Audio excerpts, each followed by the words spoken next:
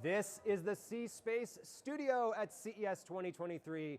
I am James Kotecki. Welcome back. We're joined by Best Buy's own Allison Peterson, Chief Customer Officer at Best Buy. Thanks so much for joining us here today. Thank you for having me.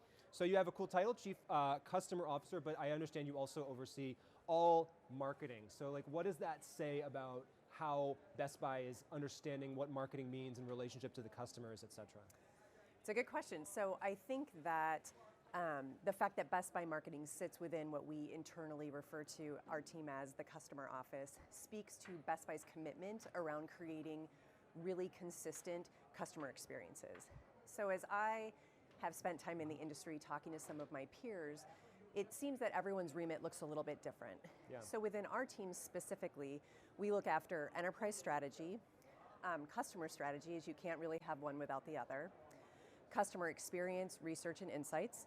As we talked about, we have our marketing team, and we also own all of the membership propositions for the brand. And so the goal of our team is to really unlock customer obsession across the company by putting the customer and the employee at the heart of every single thing we do. And we do that by really anticipating and understanding what their needs and their motivations and their expectations are, and ultimately to create really concrete and seamless strategies, experiences, and branded expressions. And so those three things are really kind of what our team collectively brings together to create that consistent experience.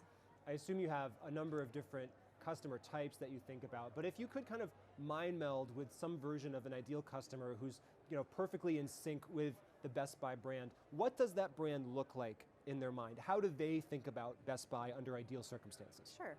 Well, the purpose of our brand is to enrich lives through technology. And so when you think about what consumers have had to navigate over the past few years, and the role technology has played in their lives, our purpose couldn't be more relevant. And so we like to think of ourselves as a technology playground for our customers. We don't only just help them purchase things, but we want them to come in and discover and play and learn and be inspired by the products. Yeah. And then we also play a very critical role as it relates to supporting them. So whether that's after they buy the purchase, we try to help them really enjoy and get the most out of their technology and support them if something goes wrong. So we kind of play across that ecosystem. And then finally, we created this membership, a paid membership program that kind of wraps the best of Best Buy all together. It's called Total Tech. And that really delivers kind of the ultimate feeling of confidence to our consumers when they're purchasing their technology. So that's a little bit of what we try to do for customers and how we hope they think of us. You mentioned the pandemic, obviously coming out of that, huge shifts in terms of e-commerce and what retail even means. So here we are at the beginning of 2023. What is Best Buy thinking about the relationship, the overlap, the connection between the physical stores, the online experience? How do you define all that?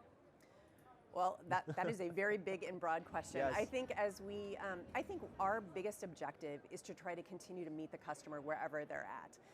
And we happen to be in a really advantageous position where we have multiple places where we can engage with those customers. So whether that's in our store, on our websites, in their homes, virtually, we have a virtual store we stood up in the course of the pandemic. All of these ways are ways for us to be able to just connect with our consumers on their terms and to give them the ultimate choice in choosing. And what is the virtual store? What does that mean? So the virtual store is an actual 40,000 square foot facility that we created that there are no customers in it, but it's a fully mocked up store. And within it, we have expert consultants that can help you find the right products for you. So a good example would be, we sell really expensive treadmills and health and fitness equipment. We would have personal trainers in the virtual store being able to communicate directly with consumers in their homes about what they what is the right thing for them or what best meets their needs. And so that was something that was hugely helpful for us as we were trying to keep consumers and our employees safe through the pandemic. So I'm sitting at home, I've got 3 treadmills that I'm trying to choose between, and I click a button or something, and now I'm video chatting with a trainer who can kind of walk me through, oh, this one does this, let me show you how this one operates on the floor of the actual virtual store. That's absolutely right. Okay. Yeah. That's pretty cool. It is cool. And do you see that as part of the metaverse? Do you use that term? Do you think in those terms? The metaverse, we are starting to think about the metaverse, and we definitely believe that the metaverse is a really good way to bring consumers into experiences and start to see what does and doesn't work for them.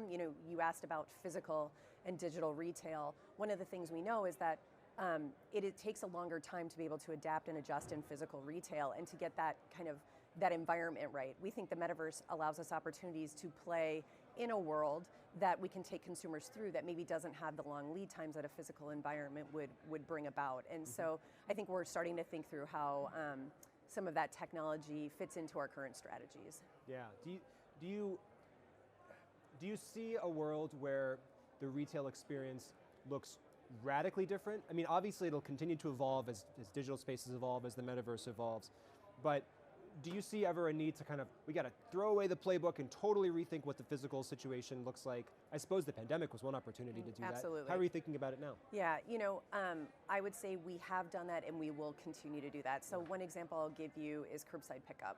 So in the pandemic, we saw businesses immediately pivot to trying to meet the needs of their consumers.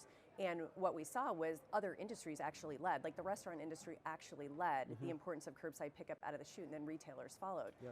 We were actually able to pivot our entire business model. It's something that I'm truly proud of and proud of the team for doing in 48 hours to be able to meet the needs of consumers when we were deemed an essential business. So that's a really good example of how, a typical omni-channel retailer had to reinvent themselves in a moment to meet the needs of consumers. And the curbside experience is a really good example of that. We've been very out loud about the fact that we are testing and learning all sorts of new formats in our physical store concepts, and this idea of the experience you can have in a physical store could not be more important than ever. Yeah. And we talked a little bit about why, which is our unique superpower as a brand to be able to really help customers discover and learn and play and get the most out of their technology in those environments. You talk about that retail experience. It includes increasingly retail media. So I'm in the retail environment and I'm looking at videos or advertising or educational things, all sorts of types of things like that. So what is Best Buy thinking, what's your kind of snapshot state of play as far as what retail media means and what you're doing with that? Sure. Well, no one can deny the enormous growth that's happening in retail media, and we're seeing a ton of brands, kind of look at this opportunity, really start leaning in and in their own retail media networks to try to capitalize on that growth.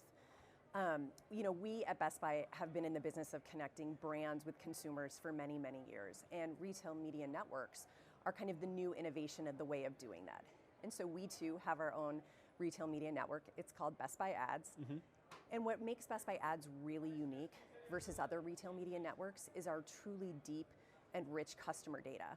And so when you think about how highly considered technology purchases are, not only do we get all of this great data at the moment of the transaction, but we get all of this great information and engagement with our consumers upstream as they're researching and getting inspired about those products, as well as on the downstream of that, which is, as they go to own these products and they need support and they want to truly get the most out of them, we all actually engage with them in that way and in their homes and in all sorts of different ways. So we really play across this buying cycle of technology, and because of that, we have such rich data. Well, I mean, you're talking to a person, and I assume many people now are like this. It's like, throw away the directions that came with the product. I'm just looking it up. I need to look it up online and find some video about how to set this thing up and how it actually works. Correct. I want to pivot in the last few moments here to talk about the theme of CES 2023, which is very exciting. This theme is human security for all, which is the idea that tech can do good for food access, climate security, health security, all sorts of things. Does that resonate with Best Buy, and what does that mean to you here? It absolutely resonates with us. We are very committed to protecting our planet, as quite honestly our customers and our employees expect it, and the planet kind of demands it. And so between our carbon reduction efforts, our e-waste recycling work, we are very committed to protecting our planet. That's fantastic. Fill in the blank, 2023 will be the year of? I would say constant iteration. I think when we look at the backdrop of the macro environment we're operating in, as well as kind of the dynamic evolution and needs of our consumers, we are going to need to be more focused on progress kind of over perfection. And I think if we adapt that more agile way of thinking, I think it will help us be more creative in solving consumer needs and really ultimately growing our businesses. Well, thanks for spending some time with us today. Allison Peterson of Best Buy. Absolutely, thank you for having me. And thank you so much for joining us. We're here in the C Space Studio. We're live all day. Keep it right here. I'm James Kotecki here at CES 2023.